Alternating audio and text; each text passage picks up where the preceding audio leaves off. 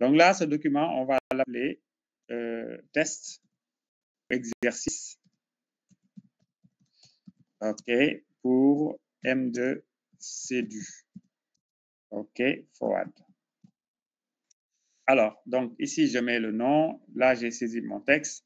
Et là, vous voyez, on a toutes les fonctionnalités. Donc, italique, gras, taille de caractère, voilà, copier la mise en forme, etc., etc. Donc, ça, c'est vraiment les fonctionnalités de Word. CTRL Z pour revenir, CTRL Y, etc. Donc, on a ces fonctionnalités que je pense que vous connaissez bien. Alors, on va... parce que ce n'est pas seulement le texte, hein.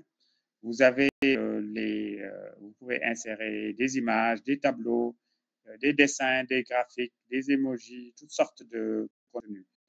Et on va maintenant partager ce document. Parce que comme je vous le dis, je disais tantôt, la plus-value de ces outils de bureautique en ligne de Google Workspace, c'est la collaboration. Donc, les documents que vous créez sont des documents collaboratifs.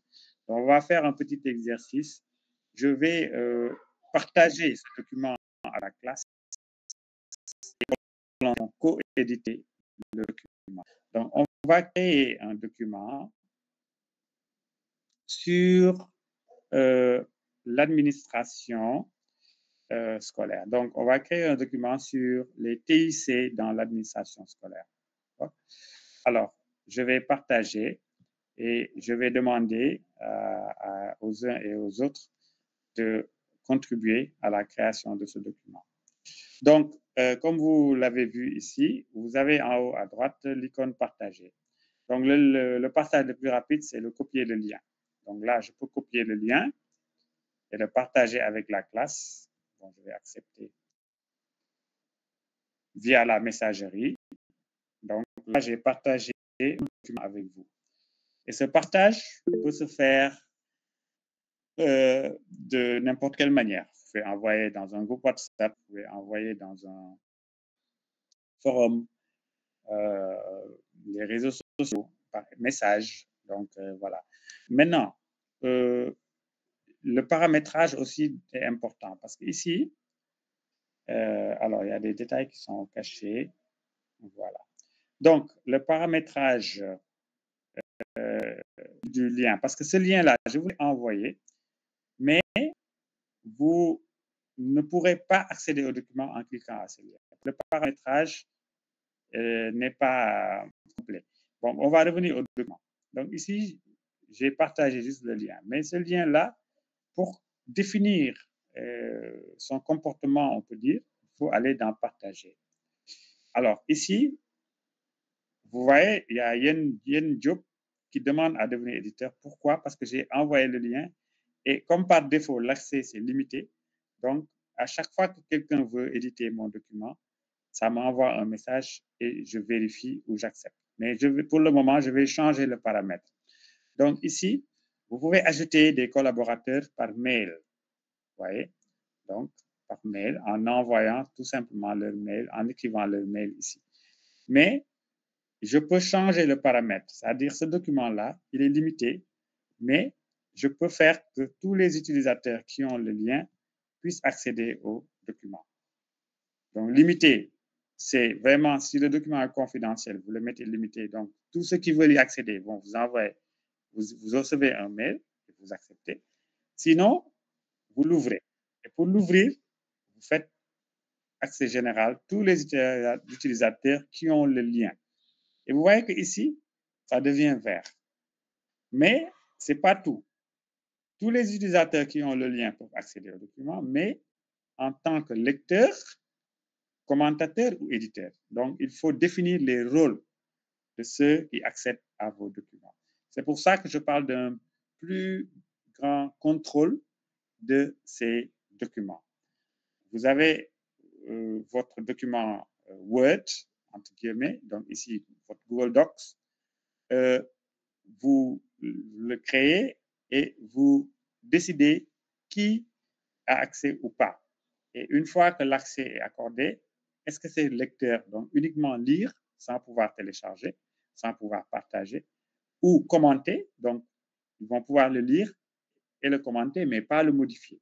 Ou éditeur. Donc, si c'est des collaborateurs qui doivent co-construire le document ou co-éditer le document, vous mettez éditeur. Donc, on va mettre éditeur. Vous voyez? Donc, mon document exercice M2, je l'ai créé, je l'ai partagé avec tous les utilisateurs qui ont le lien. Et ces utilisateurs-là peuvent, en cliquant sur le lien, éditer le document.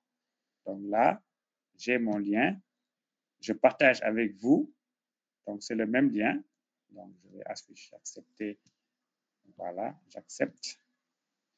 Maintenant, j'ai partagé avec la classe mon document. Donc, je renvoie le lien.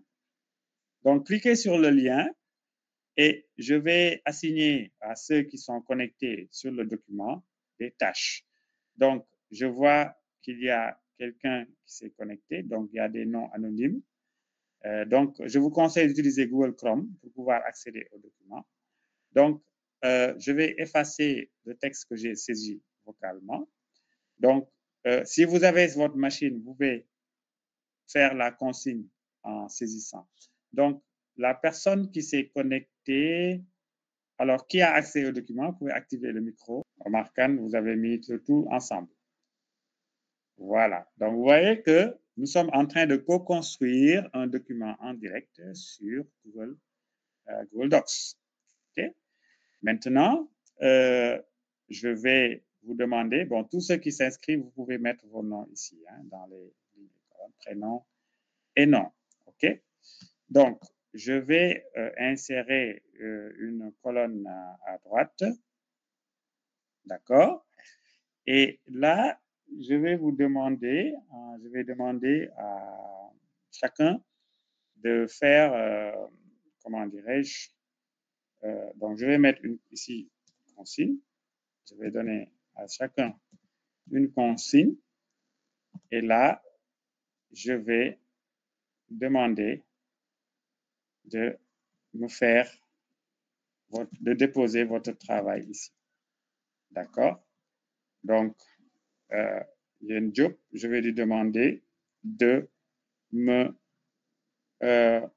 d'accord, de mettre, d'insérer plutôt une image dans la case travail.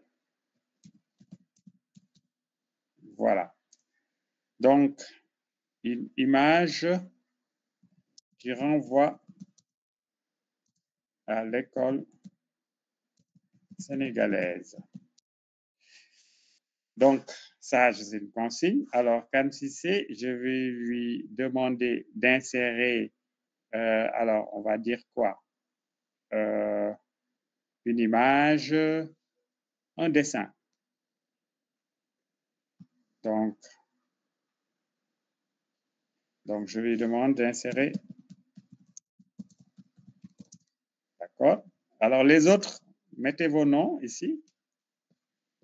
Voilà, mettez vos noms. Insérez un dessin. Donc, les insertions, vous insérez vos ressources dans la case qui correspond à la colonne travail. D'accord? C'est juste un exercice de co-construction de documents. Alors, l'image est un peu trop grande et il faut l'insérer au bon endroit. Donc, vous pouvez le redimensionner. Quand vous redimensionnez une image, allez sur les angles. D'accord? Voilà, très bien. Et glissez-le dans travail. Parfait. Donc là,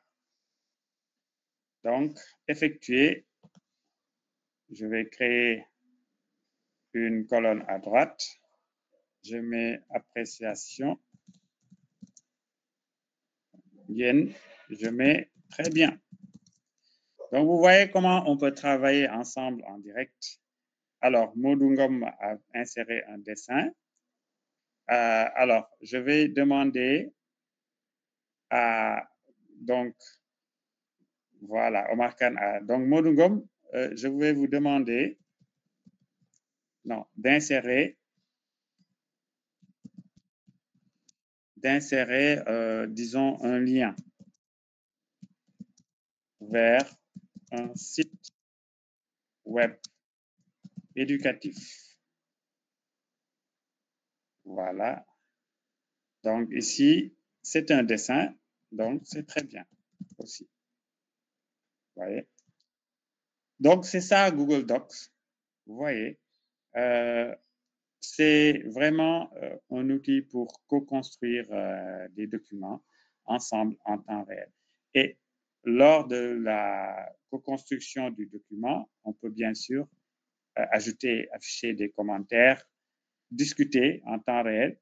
Chacun peut à son niveau saisir son texte vocalement avec la voix et le modifier.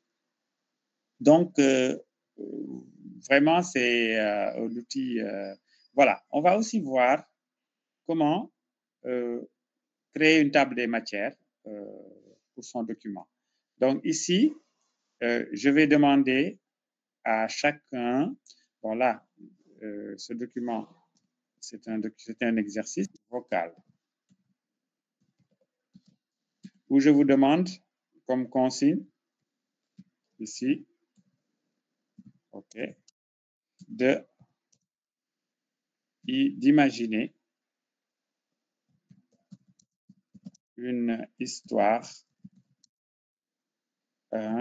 créée de manière collaborative. Par exemple, un conte. Vous voyez? Donc ici, c'est un grand 2. Hein? OK. Maintenant, en 3, voilà, ici, alors j'avais 1, 2, 3. D'accord? 3, je mets conclusion. Maintenant, si je veux que ces parties-là figurent sur ma table des matières sur la gauche ici, je balise les titres. Par exemple, ici, ça, c'est le titre principal. Donc ici, dans normal, vous choisissez titre. Et là, on a le titre principal. Donc, vous voyez, vous allez retrouver ici. OK? Votre grand 1, c'est un titre 1. Donc, vous appliquez le style titre 1. Vous voyez, vous le voyez ici. Votre grand 2, c'est un titre 1 aussi. D'accord? Donc, je le mets en titre 1 et vous l'avez ici. Le grand 3, c'est aussi un titre 1. OK. Maintenant, s'il y a des sous-titres, on aura des titres 2. D'accord? Donc, grand 1, c'est présentation. Maintenant, je mets 1.1, tableau. Tableau exercice. C'est juste un exemple. Hein? On peut avoir aussi un 1.1.1. OK? Avec, par exemple, je mets nom 1.1.2, prénom, etc. Donc, quand je balise ces sous-titres, c'est le même principe. J'avais titre 1, titre 2. Là, c'est titre 3. Titre 3. Vous voyez? Et là, vous voyez qu'on a hiérarchisé le document. D'accord? Bon, on peut avoir titre 4, etc. Mais je crois que là, on peut se limiter à titre 4. Hein? Donc ici, c'est un titre 4. Ici, c'est un titre 4. Et la même chose ici. Si vous avez un titre 1, vous pouvez avoir un titre 2, 2.2.1, c'est un titre 2. 2.2.2, c'est un titre 2. OK? 2.2.3, c'est un titre 2 encore. Mais 2.2.2.1, c'est un titre 3. Et vous descendez, titre 4, etc. Donc, vous voyez, c'est comme ça que vous avez votre table des matières sur la barre latérale. Et ça permet de naviguer sur le document. Imaginez, aujourd'hui, vous avez un document de 100 pages, donc de plus d'une centaine ou plusieurs centaines de pages. Vous devez avoir votre table des matières pour pouvoir naviguer, okay, en haut du document, en bas du document, au milieu. Vous voyez, donc c'est très important. Alors, Modou Ngom bravo, très bien. Donc, on va voir le site web de Modou sur lequel Modou nous a envoyé. Donc, vous voyez, il nous a renvoyé vers le média des acteurs de l'école, etc. Donc, un site web éducatif. Alors, vous avez ici un potentiel énorme parce que vous créez votre document et ce système de lien aussi est très important parce que quand vous centralisez votre document, chacun amène ses liens. Donc, vous pouvez centraliser un travail vraiment colossal. D'ailleurs, on l'utilise dans la formation des élèves professeurs. Je leur recommande d'utiliser ce que j'appelle des fiches pédagogiques enrichies. On a tous, enfin ceux qui sont enseignants, appris la planification du cours, faire un plan de cours avec les objectifs spécifiques, les objectifs généraux spécifiques, les ressources mobilisées, etc. Mais avec la fiche enrichie, on arrive à avoir et la fiche et les contenus du cours. Donc, le beurre et l'argent du beurre. C'est-à-dire, lorsque vous avez dans votre cours une partie où vous devez demander aux élèves d'ouvrir le manuel scolaire à la page, par exemple, 10, vous avez la possibilité de mettre le contenu de cette page 10 dans la fiche. Donc, si par exemple, vous prenez une photo ou bien vous scannez avec Scam Scanner, par exemple, la page, donc vous prenez le lien, vous le mettez dans la fiche pédagogique, donc vous avez le contenu qui renvoie, auquel renvoie l'activité. Donc, vous avez une fiche de planification de cours enrichie avec des contenus multimédia. Et c'est très enrichissant parce que lors des inspections, je me rappelle que voilà, les inspecteurs qui peut-être ne sont pas très au fait de la technologie s'étonnaient un peu de voir des enseignants qui utilisent le téléphone pour faire cours. Alors, je leur dis que le téléphone, en fait, remplace un peu la fiche de cours, puisque nous avons des documents collaboratifs avec des fiches qui, en fait, peuvent être travaillées en équipe avec des enseignants, parce que les enseignants aujourd'hui peuvent travailler en équipe.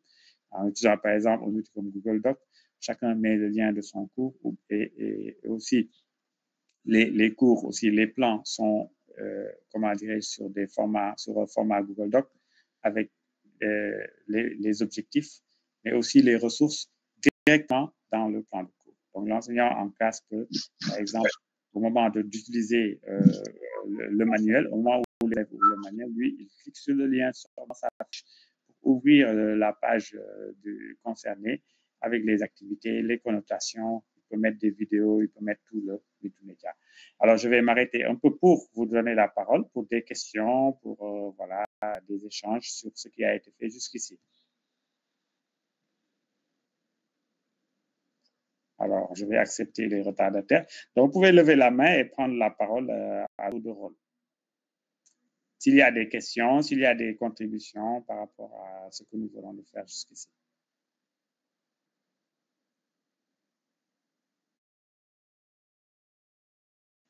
En vous présentant, bien sûr, avant de prendre la parole.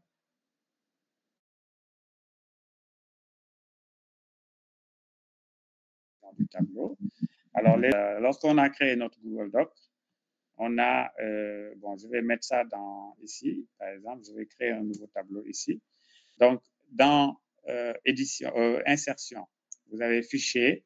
Alors, dans fichier, vous avez, voilà, créer une copie, ouvrir nouveau pour un nouveau document, édition, coller, etc., affichage. Donc, dans insertion, vous avez tableau.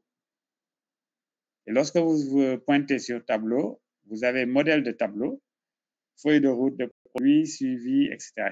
Donc, on prend un tableau classique. Et ici, vous avez les lignes et les colonnes. Donc, si je vais vers la droite, j'ajoute des colonnes. Si je vais vers le bas, j'ajoute des lignes. Donc, vous voyez, on a 8 sur 4, 8 sur 6, 8 lignes, 8 lignes, 8 colonnes, 7 lignes. OK? Vous voyez? 8 colonnes, 8 lignes. OK? Comment dirais-je? 5 colonnes, 8 lignes. 5 colonnes, 4 lignes. Vous voyez, c'est plus rapide en réalité. Ouais. Donc là, je vais faire un tableau de cette colonne, 4 lignes. 7, 4. Vous voyez? Et je laisse, et hop, clic, et hop, vous voyez, 1, 2, 3, 4, 5, 6, 7, 1, 2, 3, 4. Vous voyez? C'est aussi simple que ça. D'accord? Donc, je crois que c'est... Attendez, je vais accepter des retardataires. Voilà. Monsieur Baldé, c'est bon? Oui, c'est bon, merci. Je suis en train d'exécuter moi-même. Voilà. Je me trouve d'ailleurs. Voilà, donc je vous donne un petit exercice. Donc, Baldé, vous n'avez pas écrit votre nom ici. Donc, écrivez votre nom ici. Okay. Et puis, je me connecte ah oui. mais je travaille là. Ah, d'accord, d'accord. Je Donc disais là, que... vous pouvez... Voilà. Mais dans tous les cas, la création d'un tableau sur Google est d'une très grande simplicité. Oui, c'est bon, je l'ai réussi. Voilà, parfait. D'autres questions? Est-ce que c'est assez clair? Est-ce que c'est clair? Voilà, donc on va avancer.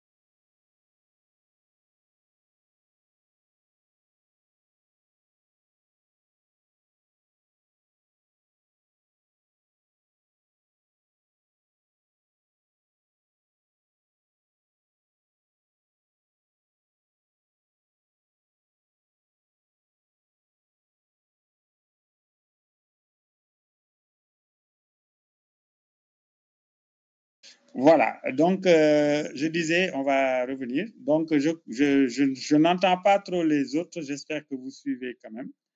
Alors, donc, on a, parce qu'on a quand même quelques-uns qui sont connectés. Donc, c'est ça le principe. Et c'est un outil vraiment très pratique pour vraiment des activités voilà, liées à la pédagogie. Alors, je vais prendre un peu ces retardataires. Voilà. Donc, on va essayer de voir un autre outil de cette suite de Google Workspace. Notamment, on va voir ensemble. Je crois que c'est bon. Voilà. Donc, on retourne sur Workspace. Est-ce que vous utilisez Classroom? Qui a utilisé Classroom? Levez la main. Qui utilise Google Classroom ici? Je ne vois pas de main levée. Alors, donc, on va essayer un peu de parler de Google Classroom. Donc, ici, Google Classroom, bon, on l'a ici. Hein. Donc, c'est un outil de Google. Donc, ici, comme avec Word et Doc, si vous passez par les applications de Google, vous l'avez aussi sur Android si vous le téléchargez ou sur Play Store. Donc, l'application dédiée existe sur mobile. Donc, on y accède de la même manière que les autres applications. Donc, si c'est un navigateur, vous pouvez juste mettre le nom de l'outil comme docs.google.com, classroom.google.com. Donc, ici, on a des cours. Alors, Google Classroom, normalement, doit être utilisé dans le cadre d'un établissement scolaire, donc d'une école, avec un abonnement de Google Workspace, un peu comme l'abonnement de UGB qu'on a ici. Je crois qu'aussi le ministère de l'Éducation nationale a un abonnement Google avec les comptes des enseignants, donc qui vous permettent aussi de créer des cours sur Google Classroom.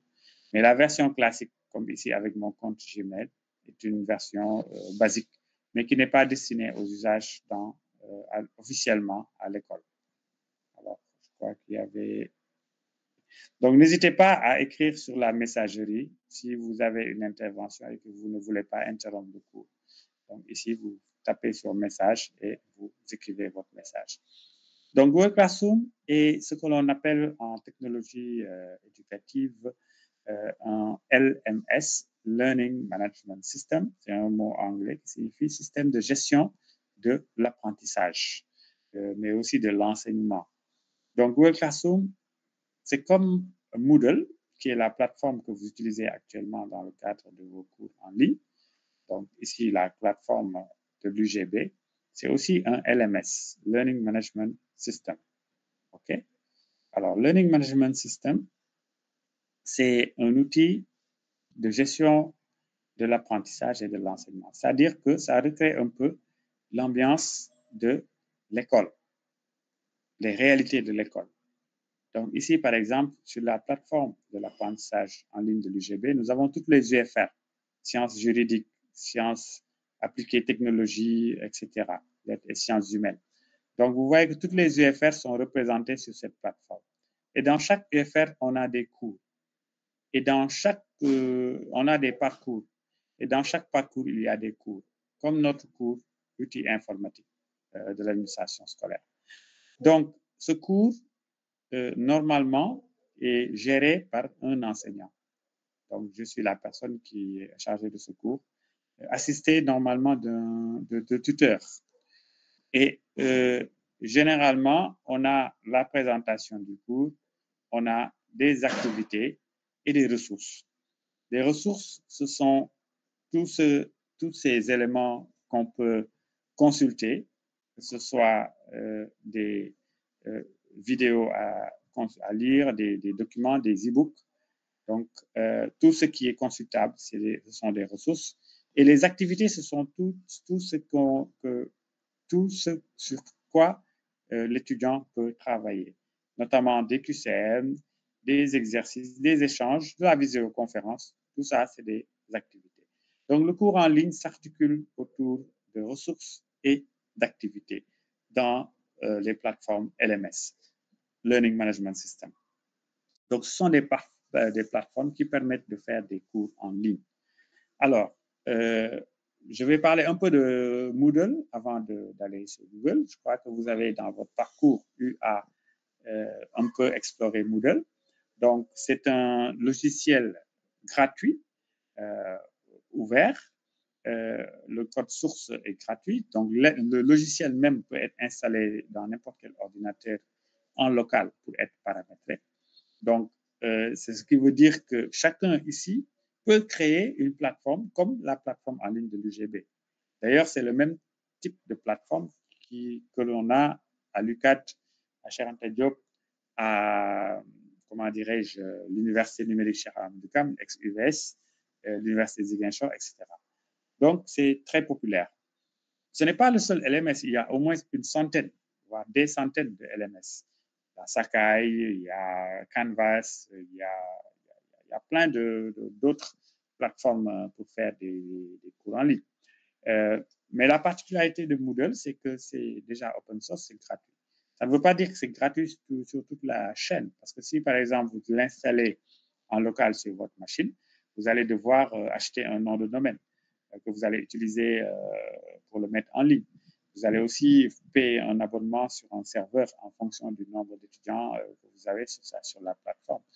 Et cet abonnement vous permettra de l'exporter en ligne. Et le principal, c'est surtout d'avoir un administrateur ou une administratrice qui, en fait, va attribuer les rôles. Parce que sur la plateforme, il y a des rôles. Il y a les enseignants, les tuteurs, les superviseurs, etc. Donc, lorsque vous êtes, par exemple, coopté pour dérouler un cours sur une plateforme en ligne, l'administrateur ou l'administratrice de la plateforme vous inscrit en tant qu'enseignant avec un rôle enseignant en vous envoyant un mail avec vos paramètres d'accès. C'est la même chose avec les étudiants. Lorsque les étudiants ou des élèves, c'est une école, s'inscrivent sur une plateforme LMS, l'administrateur de la plateforme qui a configuré la plateforme, et voilà, le design et tout, administre aussi les rôles. En fait, lorsque les élèves s'inscrivent, on leur attribue les rôles élèves. Des rôles aussi vont avec aussi des paramétrages, des prérogatives. on est élève sur une plateforme, on ne peut pas créer un cours, mais on peut suivre un cours. On ne peut pas créer un exercice, mais on peut faire des exercices. On est inscrit en tant qu'enseignant, on peut concevoir le cours, on peut mettre des devoirs, on peut télécharger les devoirs, les corriger. On est un tuteur, on ne peut pas peut-être créer le cours, mais on peut suivre les étudiants sur la plateforme, on peut leur attribuer des notes, on peut, comment dirais-je, faire certaines actions sur cette plateforme-là. Donc, c'est très organisé. Alors, pour en revenir à notre Google Workspace, nous avons un équivalent de Moodle chez Google et c'est Google Classroom. Alors, le LMS Google Classroom est plus simple que Moodle dans la mesure où il y a moins de fonctionnalités, mais cela ne signifie pas que l'efficacité est moindre. Moi, je dirais qu'on a exactement à peu près le même degré, le même niveau d'efficacité, que ce soit sur Moodle ou sur Google Classroom. Alors, Moodle a plus de fonctionnalités, bien sûr, puisque Moodle permet, bien sûr, d'avoir des paramètres plus avancés que Google, mais Google est très simplifié. Alors, lorsque vous téléchargez Google Classroom ou vous allez sur googleclassroom.google.com ou vous passez par les applications de Google et que vous retrouvez sur Google Classroom, vous pouvez soit rejoindre un cours, donc vous avez le plus en haut à droite, pour soit rejoindre un cours. Donc, si le cours est déjà paramétré, créé, l'enseignant peut inviter des collaborateurs ou des élèves en leur envoyant un code. OK? Donc, nous allons créer un cours. D'accord? Donc, on clique sur créer un cours. Donc, là, il y a ce message d'avertissement qui vous dit que vous utilisez Classroom au sein d'un établissement accueillant des élèves. Si vous utilisez Classroom dans une école, vous allez devoir prendre un abonnement de Google Workspace. Donc, comme je l'ai dit, je crois qu'au ministère, il y a déjà des abonnements pour les écoles. Donc, vous pouvez utiliser ces abonnements-là. Mais le cas échéant, vous devez, là, on utilise la version classique pour l'utiliser à titre personnel. Donc, ça peut servir, par exemple, pour suivre des élèves dans le cadre de cours particuliers, etc. Mais si vous administrez une école, il faut vous arranger, vous assurer que vous avez Google Workspace au sein de l'établissement, de prendre l'abonnement afin que vous puissiez avoir accès aux fonctionnalités les plus intéressantes, aux fonctionnalités avancées de l'outil. Donc là, je mets j'ai lu, j'ai compris. Et on va créer notre cours. Hein. Donc, on va l'appeler, bien sûr, encore une fois, exercice M2, c'est du FOAD. Alors, section matière salle, ça, c'est à votre convenance. Hein. Donc, si, par exemple, c'est un cours de mathématiques, vous mettez mathématiques. Si c'est un cours d'espagnol, vous mettez espagnol. Donc, ici, on va mettre anglais, par exemple. D'accord. Donc, ici, il y a des matières correspondantes. La salle, vous pouvez mettre la salle de cours. La section, vous pouvez mettre ici votre nom, le nom de l'enseignant, par exemple, pour avoir ces... OK. D'accord. Juste à titre d'exercice. Hein. Et on crée notre cours. Donc là, vous voyez, on vient de créer un cours sur Google Classroom. Donc, le cours là, on l'a appelé, voilà, donc ici, exercice M2. Donc, on peut personnaliser, bien sûr, l'apparence. Donc, en choisissant une photo, en important une photo, etc. Donc, on peut personnaliser l'apparence du cours. Et là, on a le code. Donc, pour le partager avec les élèves, on clique sur ce code. En classe, vous pouvez utiliser. Donc, vous cliquez, voilà, vous avez le code. Alors, donc, la plateforme, bien sûr, LMS Google Classroom, c'est un flux. Donc, ici, c'est un peu comme les murs des réseaux sociaux où vous communiquez avec les élèves ou les apprenants, donc avec des annonces. Donc, ici, vous mettez l'annonce, les destinataires des annonces, etc. L'annonce peut prendre la forme d'un texte, d'une vidéo, d'un lien, d'un document. Donc, vous voyez que tout le multimédia y est, donc pour chaque élément.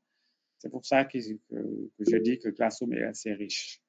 Donc là, c'est pour vraiment communiquer et vous pouvez paramétrer pour que les élèves puissent répondre à vos sollicitations directement sur la plateforme.